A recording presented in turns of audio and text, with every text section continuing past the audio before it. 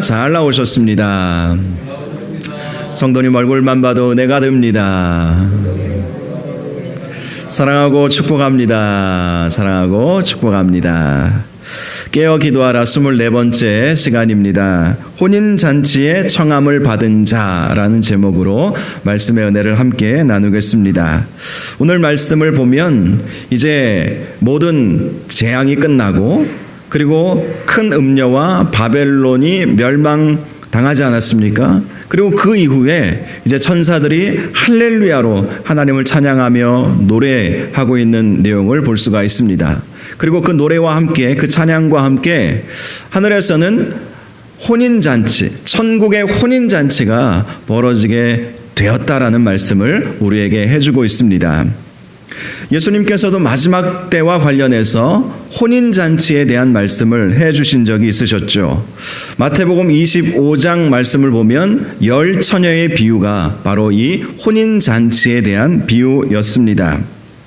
마태복음 25장 1절을 보니까 천국은 마치 등을 들고 신랑을 맞으러 나간 10처녀와 같다라는 말씀을 해주시면서 슬기로운 5처녀와 같이 주님이 비록 더디 오실지라도 기름을 꼭 준비하고 있어야 신랑이 언제 올지 모르지만 그 신랑이 올 때 그 신랑을 맞이할 수 있다라는 사실을 우리에게 말씀해 주셨던 것입니다. 그래야 혼인잔치에 들어가서 그 신랑과 함께 즐거움을 얻을 수 있다, 누릴 수 있다라는 말씀 아니겠습니까? 특별히 누가복음 15장 말씀을 보면 잔치에 관한 3가지 비유의 말씀이 나와 있습니다. 보통 이 말씀을 잃은 것에 대한 비유의 말씀이라고 하지만 실상은 잔치에 관한 말씀이라고 할 수가 있지요. 먼저는 잃어버린 양의 비유의 말씀이 있지요. 어떤 사람에게 양 100마리가 있었습니다. 그런데 그 중에 한 마리를 잃어버린 것입니다. 양의 주인은 그 잃어버린 양을 찾아 나섰고 또 찾은 후에 그 기쁨으로 인해서 그 벗과 이웃들을 모아서 잔치를 벌인 것입니다. 두 번째는 10드라크마의 비유에 대해서도 말씀해 주고 있습니다. 한 여인이 10드라크마를 가지고 있었는데 그만 집안에서 1드라크마를 잃어버린 것입니다. 그래서 그 여인은 그 드라크마를 찾기 위해서 등불을 켜고 집을 쓸면서 찾아내게 된 것입니다. 그리고 그 기쁨으로 인해서 역시 벗과 이웃들을 불러서 잔치를 벌이게 되었던 것이지요. 이 두 비유의 공통점은 비록 찾은 것이 양 1마리 혹은 1드라크마에 불과하지만 그 찾은 것으로 인해서 기쁨이 더 크기에 그 이상의 대가를 치르면서 잔치를 벌인다는 것 아니겠어요? 양 1마리를 찾았는데 잔치를 벌인 것은 그 양 1마리 값 이상의 돈을 지불해서 잔치를 치른다는 것입니다. 그래도 양은 비싼 축에 속하죠. 드라크마의 비유를 보면 정말 참 이 여인이 어찌 보면 정신이 나간 것 아닌가 이렇게 생각이 들 정도로 1드라크마밖에 찾지 못한 것입니다. 여러분, 드라크마 하나는요, 드라크마는 데나리온하고 같은 액수예요.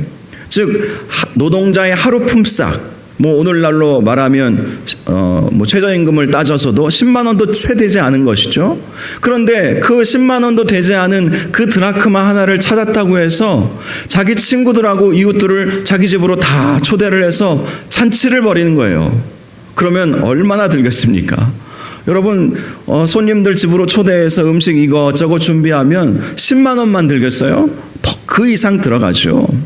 그럼에도 불구하고 잃은 것을 찾은 그 기쁨이 더 크기 때문에 양 1마리 값 이상의 대가를 지불해서라도 잔치를 벌인다는 것이고, 또 1드라크마 이상의 가치를 더 드리고서라도 잔치를 벌이게 된다는 것입니다. 이 비유가 주는 의미가 무엇인지는 우리는 잘 알고 있습니다. 하늘에서는 한 잃은 영혼이 주님께로 돌아오는 것을 너무나도 기뻐하면서 잔치를 벌인다는 거예요. 세상적으로는 계산할 수 없는 그러한 잔치, 풍성한 천국 잔치가 벌어지게 된다는 것을 우리에게 말씀해 주는 것입니다. 세 번째 비유는 잃어버린 탕자의 비유입니다. 탕자가 아버지의 유산을 미리 달라고 해서 먼 나라로 가버렸습니다. 그리고 거기서 허랑방탕하여서 가진 것을 다 탕진해버리고 거짓골로 아버지에게 나타나게 되었던 것이지요. 그런데 그 아버지는 그 아들을 나무라지 아니하고 냄새나는 그 아들을 얼싸안고 입맞추고 반겨주었던 것이죠. 그리고 그 아들에게 다시 손가락에 가락지를 끼워주고 신발을 신겨주고 새 옷으로 갈아입혀주고, 그리고 한 일이 동네 사람들을 다 불러서 잔치를 벌인 거예요. 잃어버린 아들이 돌아왔다는 그 기쁨이 너무나 컸기 때문에 그 아들은 아버지의 재산을 허비해버린 아들이었습니다. 불효자 중에 불효자가 없는 그런 아들이었어요. 그럼에도 불구하고 그 아들이 아버지께로 돌아왔다는 그 사실 하나만으로 온 동네 사람들을 불러다가 잔치를 베풀었다라는 것, 이 말씀의 교훈도 하늘에서 우리가 비록 탕자와 같이 이 세상에서 누추하고 또 죄짓고 연약하고 실수하고 그렇게 살아도 주님께로 돌아오기만 하면 주님께서는 하늘에서 천국 잔치를 베풀어 주신다는 그러한 교훈 아니겠습니까? 오늘 본문이 바로 그 사실을 우리에게 보여주고 있습니다. 자, 먼저 오늘 본문 말씀을 보니까 이 할렐루야라고 하는 단어가 계속해서 등장하고 있다는 사실을 발견할 수가 있지요. 신약 성경을 찾아보면 이 할렐루야라고 하는 이 단어가 유일하게 오늘 우리가 읽은 요한계시록 19장에만 나와 있습니다. 구약 성경에는 할렐루야라고 하는 단어가 시편을 중심으로 많이 나와 있지만 신약 성경에는 어찌된 일인지 할렐루야라고 하는 단어가 등장하고 있지 않아요. 할렐루야가 어떤 의미입니까? 여호와를 찬양하라, 이런 의미죠. 자, 천사들이 지금 하나님을 찬양하는 거예요. 왜 그들이 하나님을 찬양했을까? 그것은 이 할렐루야라고 하는 단어가 4번 등장하고 있는데 그 단어의 내용을 통해서 발견을 할 수가 있습니다. 첫 번째는요, 오늘 본문 1절 하반절에서 2절까지 말씀을 보면 할렐루야, 구원과 영광과 능력이 우리 하나님께 있도다. 그의 심판은 참되고 의로운지라. 음행으로 땅을 더럽게 한 큰 음녀를 심판하사 자기 종들의 피를 그 음녀의 손에 갚으셨도다. 자, 이 천사들이 할렐루야로 찬양한 것은 큰 음녀가 망한 것을 보면서 주님께서 자기 종들의 피를 그 음녀의 손에서 갚으셨다. 자기 종들의 피는 무엇을 의미하는 것이겠습니까? 순교당한 성도들, 핍박당하는 성도들, 고통당하는 성도들, 피 흘렸던, 믿음 지키고자 정말 수고하고 정말 애썼던 그 성도들의 피를 주님께서 기억하시고 큰 음녀를 심판하심으로 인해서 천사가 노래를 하는 것입니다. 할렐루야, 구원과 영광과 능력이 우리 하나님께 있도다. 그 심판은 참되고 의롭다. 이러면서 할렐루야로 하나님을 찬양한 것입니다. 성도가 그 피 흘리고 고통당하고 그리고 성도가 정말 고난 중에 있는 그것을 우리 하나님은 다 아시고 그렇게 우리를 힘들게 하는 그 음녀를 심판하시자 천사들이 할렐루야로 하나님을 찬양했던 것이죠. 3절을 보면 두 번째 할렐루야가 등장합니다. 두 번째로 할렐루야 하니 그 연기가 세세토록 올라가더라 라고 말씀합니다. 이 두 번째 할렐루야도 심판과 관련이 되어 있는 할렐루야입니다. 그 연기가 세세토록 올라간다라고 하는 것은 바벨론에게 임한 심판을 말하는 거예요. 첫 번째 할렐루야는 큰 음녀가 당한 심판 가운데 할렐루야로 이렇게 찬양을 했다면 두 번째 심판은 바벨론이 심판당해서 그 연기가 세세토록 올라가는 것입니다. 그렇죠. 어떤 건물이 무너지고 불타고 그러면 연기가 모락모락 올라가는 것 아니겠습니까? 그런데 그 연기가 잠깐 이렇게 올라가는 연기가 아니라 세세토록 올라가는 연기라고 말씀을 하고 있어요. 이 말씀은 바벨론에 임한 심판은 영원한 심판이라는 것이죠. 더 이상 회복 불능의 심판이라는 거예요. 천사가 그 바벨론의 심판을 보면서 할렐루야 하면서 하나님을 찬양했던 것입니다. 4절을 보면 세 번째 할렐루야가 등장하죠. 또 24장로와 네 생물이 엎드려 보좌에 앉으신 하나님께 경배하여 이르되 아멘 할렐루야. 이 세 번째 할렐루야는 24장로와 네 생물이 하나님을 찬양하면서 아멘 할렐루야 했다라는 것이죠. 또 6절을 보면 네 번째 할렐루야가 등장합니다. 또 내가 들으니 허다한 무리의 음성과도 같고 많은 물소리와도 같고 큰 우레소리와도 같은 소리로 이르되 할렐루야 주 우리 하나님 곧 전능하신 이가 통치하시도다. 자, 이렇게 할렐루야를 높이 불렀던 사람들은 바로 허다한 무리의 음성, 수많은 사람들이 할렐루야로 하나님을 찬양하게 되는 거예요. 자, 이 할렐루야의 이 찬양을 지금 언제 하고 있냐면 혼인잔치에 들어가기 전에 지금 하고 있다는 것을 보여주는 거예요. 혼인잔치의 청함을 받아서 그 혼인잔치, 어린 양의 혼인잔치, 그 혼인잔치에 들어가니 얼마나 기쁘겠습니까? 우리를 힘들게 하는 큰 음료와 바벨론은 다 무너졌어요. 그것을 보면서 또 24장로와 네 생물이 아멘 할렐루야 하면서 천사들의 할렐루야를 같이 이 아멘이라고 하는 것이 동의합니다, 그렇습니다, 이런 의미 아니겠어요? 그들도 함께 찬양을 하고, 그리고 허다한 무리, 요한계시록에 말씀하고 있는 이 허다한 무리는 각 나라와 족속과 백성과 방언을 말하는 것이죠. 수많은 나라, 수많은 민족들, 수많은 언어를 구사하는 많은 사람들이, 즉 끝까지 믿음 지키고 혼인잔치에 청함을 받은 모든 사람들이 하나님을 찬양하면서 이 천국 혼인잔치로 들어가게 되었다라는 것을 말씀하는 것이죠. 저와 여러분이 주님 오시는 마지막 그때에, 또 우리의 인생의 마지막도 있잖아요. 주님이 오시기 전에 우리가 이 세상을 떠나게 되면 천국 문 앞에서 우리 신랑 되신 우리 주님께서 우리를 맞이하여 주실 텐데, 우리가 기쁨으로 할렐루야 할렐루야 할렐루야 하면서 혼인잔치에 들어가실 수 있는 은혜가 있기를 주님의 이름으로 축원합니다. 혼인잔치는 참 기쁘잖아요. 설레고 기쁘고 또 감격스럽고 그런 잔치를 말하는 것 아니겠습니까? 사실 우리는 그 잔치에 청함을 받을 만한 자격이 없어요. 오직 예수 그리스도의 보혈의 피로 말미암아 그분을 의지하며 살았기에 우리가 청함을 받게 되었던 것입니다. 자, 7절과 9절을 보면 이렇게 말씀합니다. 우리가 즐거워하고 크게 기뻐하며 그에게 영광을 돌리세. 어린 양의 혼인 기약이 이르렀고 그의 아내가 자신을 준비하였으므로 그에게 빛나고 깨끗한 세마포 옷을 입도록 허락하셨으니 이 세마포 옷은 성도들의 옳은 행실이로다. 자, 우리는 자격이 없지만 세마포 옷을 우리가 입게 되었다는 거예요. 세마포 옷을 입고 혼인잔치에 들어갈 수 있게 되었다라는 것입니다. 이 세마포 옷은 예수 그리스도로 옷 입는 것을 말하는 것이죠. 자, 그런데 이 세마포 옷은 성도들의 옳은 행실이로다, 이런 말씀을 하고 있다는 것을 주목해 볼 필요가 있습니다. 옳은 행실, 과연 예수 그리스도로 옷 입는다는 것, 세마포 옷을 입는다는 것, 그것이 무슨 행실과 관련이 되어 있는가, 이 부분에 대해서 우리가 한번 생각해 볼 필요가 있습니다. 이 말씀을 이해하려면 이스라엘의 결혼 풍습을 이해할 필요가 있습니다. 이스라엘의 결혼은요, 두 단계로 주로 이루어지죠. 첫 번째는 정혼의 단계이죠.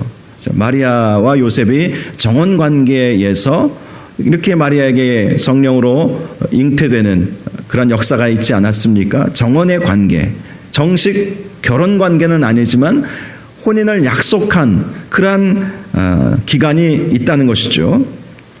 이 정혼은요, 한 남자가 한 여자를 흠모해서 자기의 아내로 맞이하고 싶을 때에 신부의 아버지를 찾아가서 결혼 허락을 받아내는 것입니다. 보통 신랑이 신부를 아내로 맞이할 때에 은금과 결혼 지참금과 결혼 서약서를 가지고 신부의 아버지를 만나게 된다고 합니다. 그리고 신부의 아버지는 무조건 결혼 지참금, 은금, 또 결혼 서약서 이런 거 갖고 왔다고 신랑을 무조건 자기 사위로 맞이할 수는 없죠. 자기 딸을 그 사람에게 줄 수는 없죠. 그래서 신부의 아버지는 신랑의 됨됨이를 평가하게 된다고 합니다. 그가 얼마나 성실한 사람인가, 그가 얼마나 선한 사람인가, 얼마나 내 딸을 행복하게 만들어줄 수 있는 사람인가, 그것을 꼼꼼히 그렇게 이런저런 질문도 하면서 평가를 한다고 합니다. 그리고 아빠가 마음에 들면 이제 딸에게 물어보죠.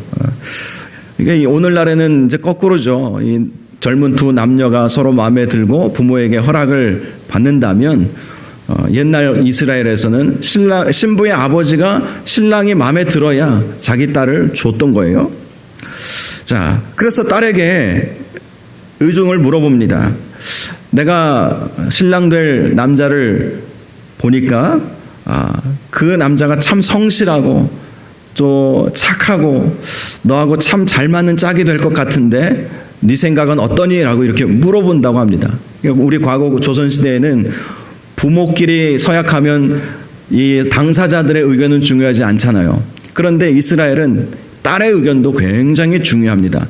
아버지, 저는 저 남자는 싫어요 하면 싫은 거예요. 거기서 끝나는 거예요. 그런데 이 신부가 아버지 말씀 들어보니 저는 저 남자를 잘 알지는 못하지만 참 좋은 남자인 것 같아요. 아버지 말씀대로 저 남자하고 혼인을 하겠습니다.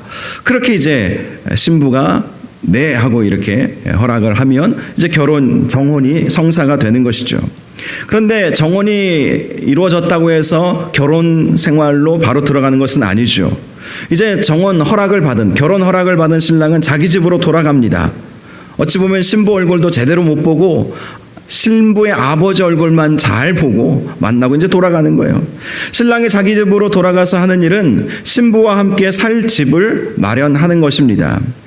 그래서 예수님도 천국에 올라가시면서 하신 말씀이 내 아버지 집에 거할 곳이 많도다. 내가 거처를 예비하러 간다라는 말씀을 해주신 것 아니겠습니까? 신랑 되신 예수님께서 성도인 신부를 맞이하기 위해서 하늘의 거처를 예비하러 간다. 이것이 당시 이스라엘의 결혼 문화 속에 그러한 개념이 있었던 것이죠. 보통 신랑이 신부와 함께 집을 마련하는 기간은 1년 정도 소요가 되었다고 합니다. 그런데 집을 마련했어도 신랑이 신부를 데리러 신부의 집으로 갈 수는 없었어요. 왜냐하면 결혼 날짜는 신랑의 아버지가 정해줘야 했기 때문이었습니다. 그래서 예수님도 그날과 그때는 오직 아버지만 아신다 이런 말씀을 하시지 않으셨어요. 아버지만 아시는 거예요. 아버지의 그 영역이신 것이죠. 자, 그렇다면 이렇게 신랑은 신랑대로 신부를 데려오기 위해서 준비를 하고 결혼 날짜, 신랑의 아버지가 정해준 결혼 날짜가 나오기까지 기다리는 기간을 신랑은 갖습니다. 그렇다면 신부는 그 신랑이 데리러 올 때까지 무엇을 해야 하겠습니까? 오늘 본문을 보면 옳은 행실이라고 말씀하고 있는데 과연 옳은 행실이 무엇인가 하는 것이죠. 보통 신부는 때로는 1년이 될 수 있고 또 많이 늦는 경우는 2년도 기다리는 경우도 있대요.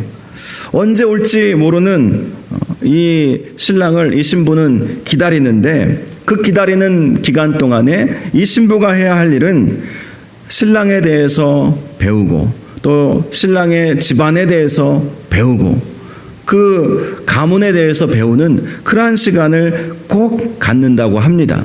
물론 성결을 지키고 자기를 단정하게 지키고 자기 나름대로도 신부로서 신부 수업도 충분히 받는 기간도 필요하겠지만 정말 중요한 것은 신랑이 어떤 사람인지 또 신랑의 집이 어떤 집안인지를 꼭 배우는 기간을 갖는다고 하는 것이죠. 여러분, 이 말씀을 통해서 우리가 생각해 보아야 할 것은 사실 지금 우리는 주님의 신부들로 주님께서 신랑 되신 주님께서 지금 오시기를 기다리고 있는 그 과정 가운데 있지 않습니까? 주님께서는 하늘로 올라가셨어요. 내가 곧 오리라 라고 말씀을 하셨어요. 그날과 그때는 언제인지는 모릅니다. 하나님께서 정하신 날에 주님께서도 재림하실 거예요. 신랑 되신 주님께서 오실 거예요. 우리는 거룩한 신부로 단장하고 있어야 되는데 우리가 옳은 행실을 어떻게 가져야 하는가 하는 것은 당시 이스라엘 가운데 신부가 어떤 모습을 가졌는지를 보면 우리가 알 수가 있는 것이죠. 한마디로 하나님 나라에 대해서 배우고 하나님에 대해서 배우고 신랑 되신 예수님에 대해서 배우고 예수님이 어떤 분이신지 하나님 나라가 어떤 곳인지 우리가 가야 할 곳이 천국이기 때문에 천국이 어떤 곳인지 배우고 익히는, 또 천국에서의 삶을 이 세상에서 우리가 연습하면서 훈련받으면서 살아내는 그것이 우리에게 필요하다는 거예요. 주님은 언제 오실지 모릅니다. 슬기로운 다섯 처녀가 준비한 기름이 바로 의미하고 있는 것이 그것 아니겠어요?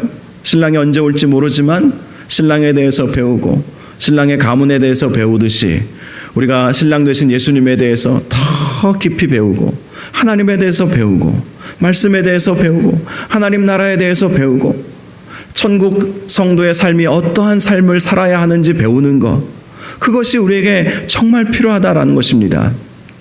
제가 미국 유학 가기 전에 정말 사역 때문에 이제 준비하는 기간이 많지는 않았지만 목사님 당시 섬겼던 교회 목사님께 이제 유학을 좀 가야 되겠다, 교회를 사임을 해야 되겠습니다라고 말씀을 드리니까 목사님께서 한 달 전까지 사역하고 이제 준비할 수 있도록 기간을 주시고 사례비도 그 달까지 다 챙겨 주셨거든요.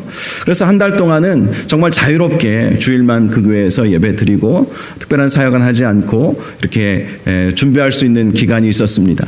그 기간에 내가 가야 할 곧 학교가 어떤 학교이고 그 학교의 교수님들은 어떤 교수님들이 계시고 또 그 학교의 학풍은 어떻고 또 세상 사람들이 또 이 교계에서 평가는 어떻고 그리고 이제 앞으로 살아야 할 그 동네는 어떤 동네이고 기후는 어떤 기후이고 뭐 이런 것들을 나름대로 공부하는 시간을 가졌어요.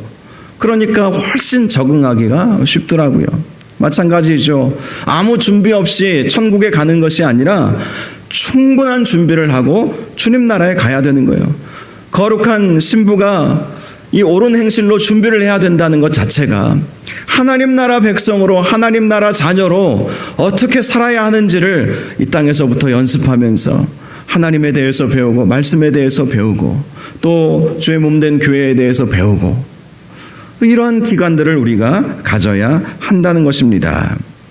그렇습니다. 저와 여러분이 이 세상을 살아가면서 바로 거룩한 신부와 같이 주님, 신랑 되신 주님께서 오시기 전에 우리는 마땅히 준비해야 될 일들이 있다는 사실을 기억하시고 하나님 나라에 대해서 더 많이 배우시기를 바랍니다. 하나님에 대해서 더 많이 배우시고 하나님을 늘 더 많이 경험하시고 주님의 말씀에 늘 힘을 얻고 말씀과 동행하는 그러한 삶을 살아야 한다는 것입니다.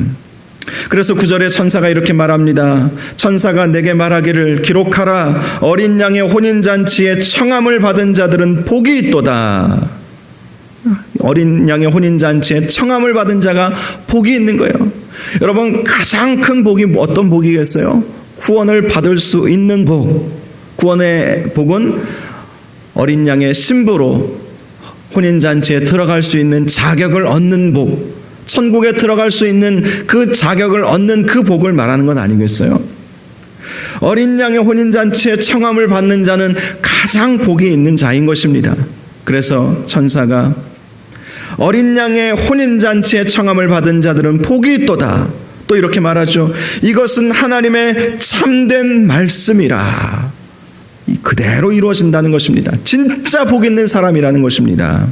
사랑하는 여러분, 마지막 때에 어린 양의 혼인잔치에 청함을 받을 수 있도록 옳은 행실로 잘 준비하시기를 주님의 이름으로 축복합니다. 옳은 행실로. 신랑이 왔는데 여러분, 예수님께서 말씀해 주신 그 10처녀 비유를 보면 미련한 5처녀는 결국은 못 들어왔잖아요. 혼인잔치에 못 들어갔잖아요. 잘 준비되어야 되는 거예요. 기름을 준비해야 되는 거예요. 옳은 행실로 준비가 되어야 하는 거예요. 여러분, 우리가 옳은 행실로 준비하려면 말씀과 기도를 통해서 우리 자신을 거룩하게 만들어야 되지 않겠습니까? 우리 신랑 되신 예수님은 정말 최고로 거룩하신 분이신데 신부인 우리가 주님 앞에 거룩한 모습으로 서야 되지 않겠어요? 물론 우리의 속사람은 흠도 많고 또 여러 가지 죄악으로 인해서 물들었지만 예수 그리스도의 보혈의 피를 의지해서 그 보혈의 피가 우리의 모든 죄악을 맑게 씻겨주신다고 하셨으니까 그 보혈의 피를 의지하면서 주님을 온전히 섬기고 주님과 함께 동행하는 그러한 삶을 사는 것이야말로 우리가 잘 준비된 신부의 삶인 줄로 믿으시기를 바랍니다. 주님 다시 오실 때에 저와 여러분이 거룩한 신부로 주님 앞에 서서 할렐루야 할렐루야 찬양하면서 거룩한 혼인잔치에 들어가시는 은혜가 있기를 주님의 이름으로 축원합니다. 이 밤에 우리가 함께 기도할 때 세마포 옷을 입고 우리가 혼인잔치의 청함을 받는데 그 세마포 옷은 옳은 행실이다 이렇게 말씀하고 있잖아요. 그러므로 이 밤에 기도할 때 하나님, 우리가 정말 당시 이스라엘의 정혼한 처녀가 옳은 행실로 준비한다는 것 자체가 정말 신랑을 알고 또 신랑의 가문을 알고 또 신랑의 부모도 알고 그 아는 기간을 말하는 것처럼 우리가 이 세상을 살아가면서 더 주님을 깊이 묵상하고 말씀에 더 은혜 받고 은혜 생활할 수 있게 하시고 또 더 하나님 나라를 배워가며 또 하나님 나라를 살아가며 꿈꿀 수 있도록 인도하여 주시옵소서. 거룩한 신부로 잘 준비될 수 있도록 슬기로운 다섯 처녀와 같이 잘 준비될 수 있도록 인도하여 주시옵소서. 우리 이런 제목으로 우리 주여 한번 부르짖고 함께 기도하겠습니다. 주여, 거룩하시고 존귀하신 아버지 하나님, 일곱인의 심판, 일곱